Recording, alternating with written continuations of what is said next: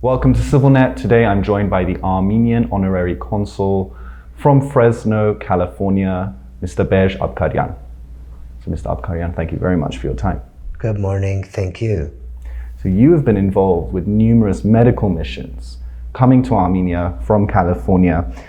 You've been bringing groups of doctors, helping bringing groups of doctors over many years now. And this year as well, we understand that a group of over 30 doctors have come to Armenia. Can you tell us a bit more about this project, what it hopes to achieve, and a little bit about the experience these doctors have when they come to the country?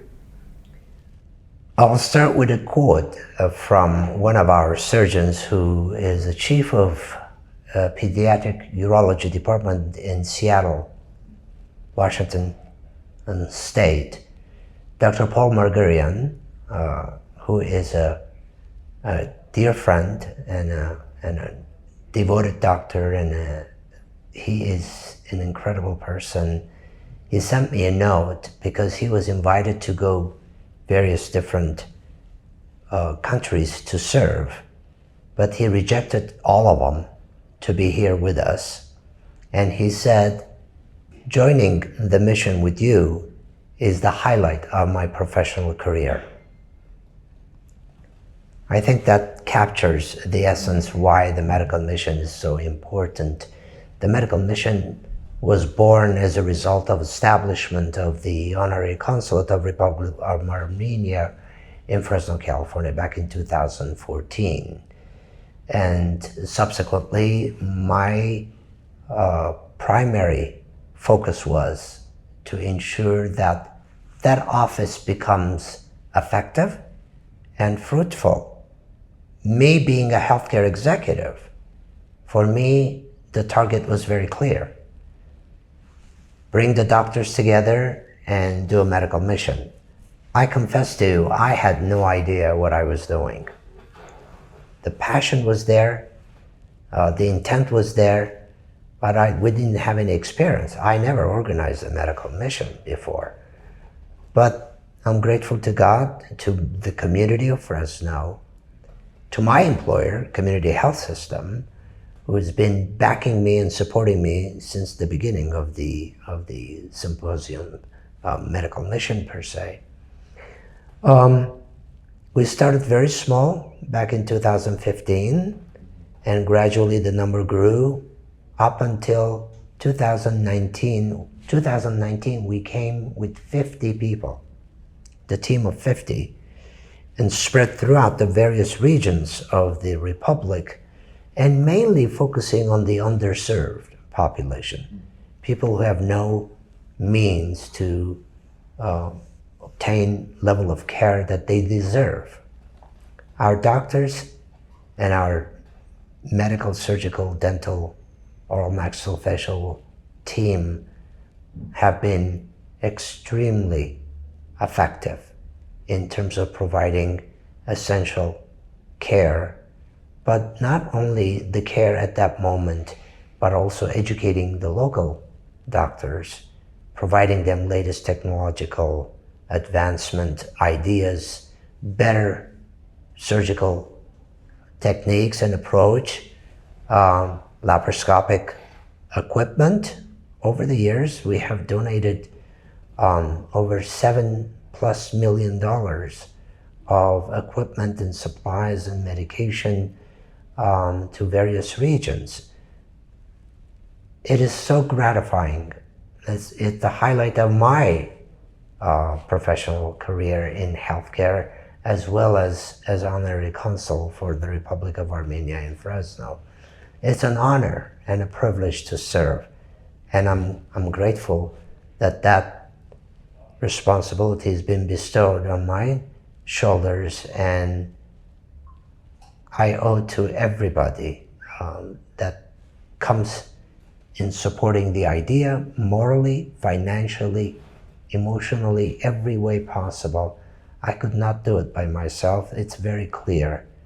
I have greatest gratitude to everyone who have been participating and who have been standing besides the medical mission to make sure it reaches its objective.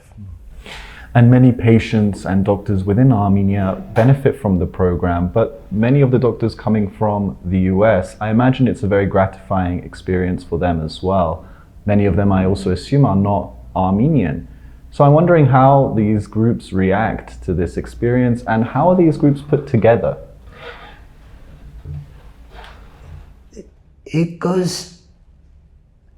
has many different implications. It's not providing medical care, it's not teaching, it's establishing relationship and friendship. Medical mission, it's not for 2 weeks. It goes throughout the year. And throughout the years, our doctors and the local doctors, they have established a unique friendship. They feel very comfortable to reach out, communicate, seek help. And not only the Armenian doctors, the local doctors learn from the American team, but the American medical team also learns from the Armenians as well. Our Armenian doctors are very highly trained. They're great professionals. Sometimes in some areas they lack some of the latest equipment, but they have the best intent and they provide compassionate care. So if you take a look at the medical mission, it goes beyond the medical side of the equation. It's a mission of establishing relationship, caring, and providing level of gratification that any other things will not. For me, for example, organizing the medical mission or seeing that it's working as effectively as possible and reaching its goal, I'm the most gratified person, and this is the most gratifying project that I'm proud of the team, proud of their contribution, proud of my community's level of support, because without them, it's literally impossible to do anything. And apart from the medical missions to Armenia, I understand there have also been medical missions to Lebanon and Jordan. I'm wondering if you can speak on that a bit. And also with regards to Lebanon, was this involving the Armenian community of Lebanon? And likewise with Jordan as well. After the port disaster, there was a unique calling in me, per se, to do something. Nobody asked me to do this. I felt the urgency, I felt the need. So I reached out to my confidants, Dr. Khachigian and Dr. Vasilian, per se, and I told them, we're going to go to Lebanon. And because they're born in Lebanon, and you should have seen the smile on their faces. They could not believe. They thought I'm joking. I said, no, I'm serious. We're going to go to Lebanon. So we embarked on the project. So March 4th to March 13th this year, we went to Lebanon and we took with us 1 ton of medical supplies, equipment, medication, everything. 1 ton.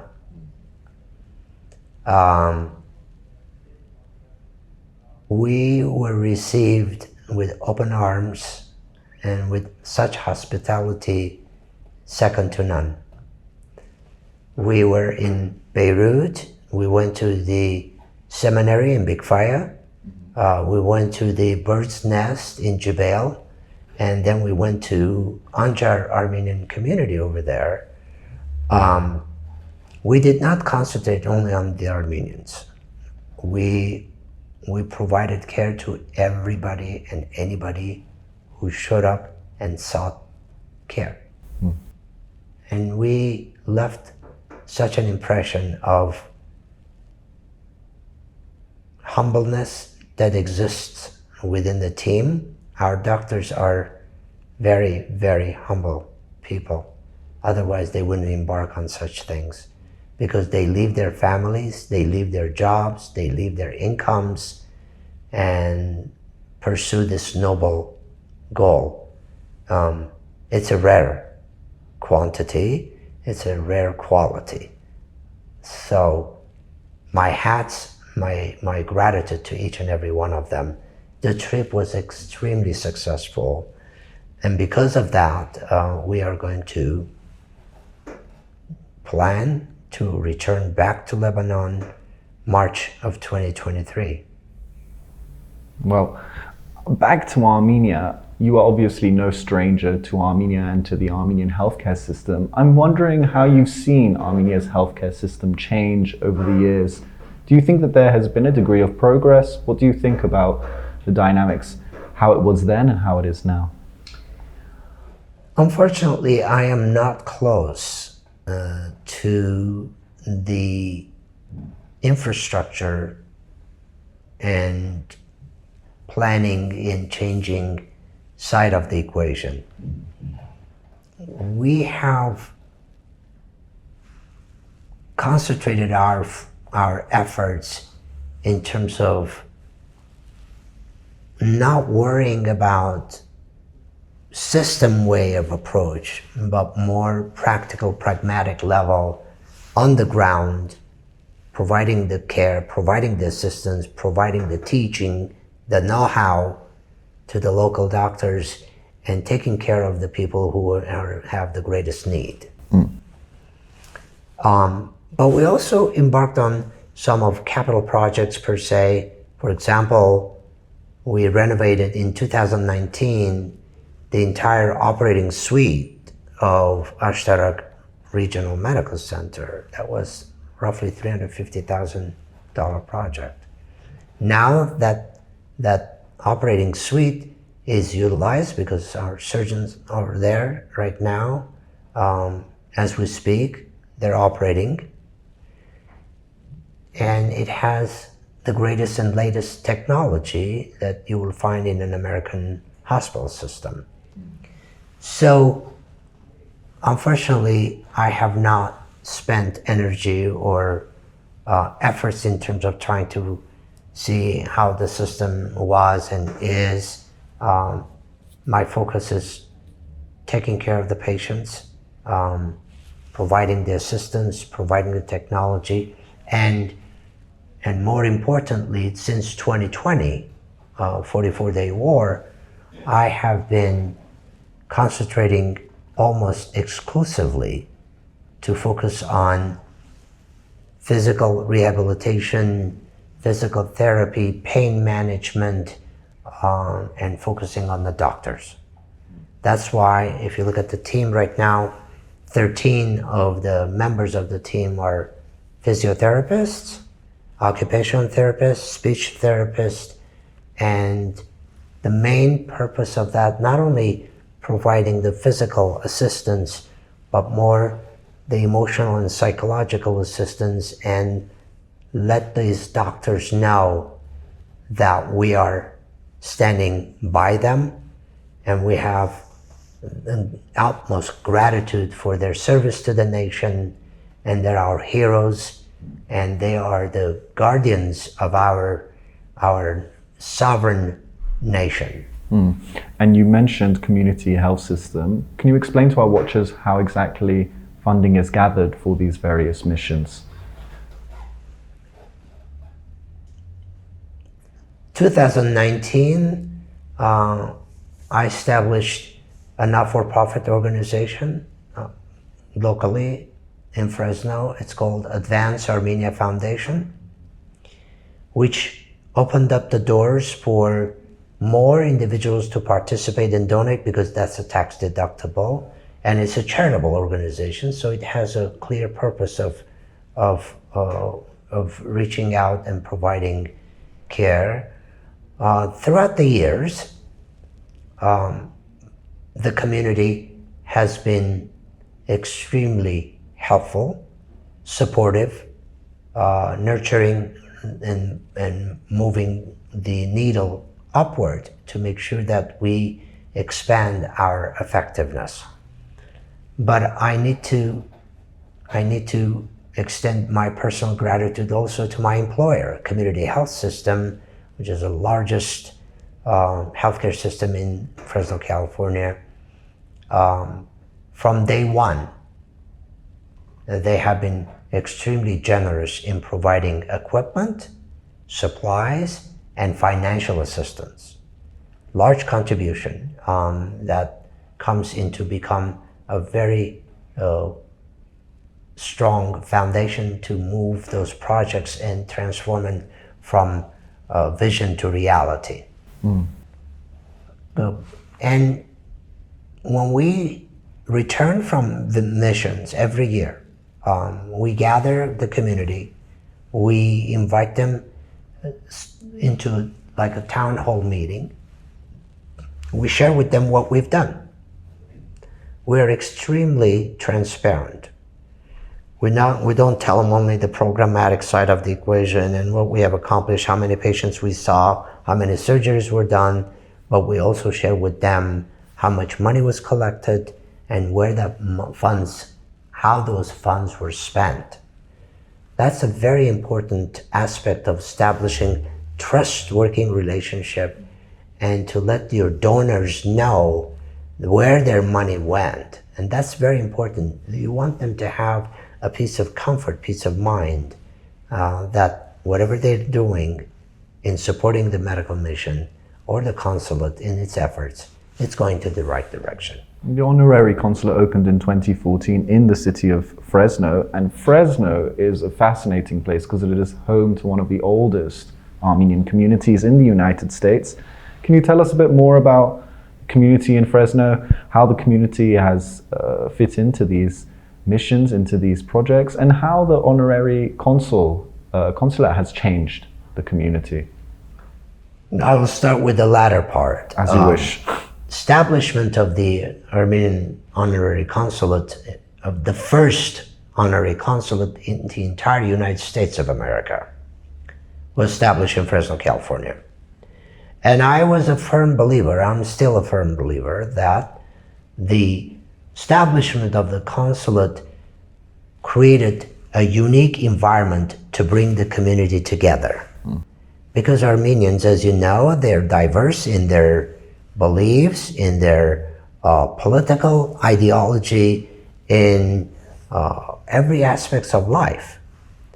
But our tricolor flag, our consulate, became a hub, a connecting point, bringing these diverse people into one common ground in support of our homeland. So that has been a very, very positive for the community. And there's a sign of pride as well in the community, being the first honorary consul established in the entire United States of America. The community, whenever the consulate or the consul organizes an event, the community comes together and are very, very supportive. If it's a cultural event, or if it's a event to respect our martyrs, or event to celebrate the 30th anniversary of establishment of independence of Republic of Armenia. So it doesn't matter. With the diverse aspects of it, all of it are all incorporated together. Community has been extremely engaged, and they care about what's happening. Fresno, you mentioned very clearly, it's one of the oldest communities in the United States of America since 1800s, where the Seropian brothers arrived. It's a very fertile land, predominantly agriculture and ag economic strength. Fresno in the San Joaquin Valley is the breadbasket for the nation and across the globe for fruits and vegetables, and the Armenian community representatives, they have a very influential place as growers, as packers in the ag industry. No. Mr. Apkarian, thank you very much for your time. We wish you the best of luck. My pleasure being here. Thank you very much for inviting me. And thank you for joining us on CivilNet.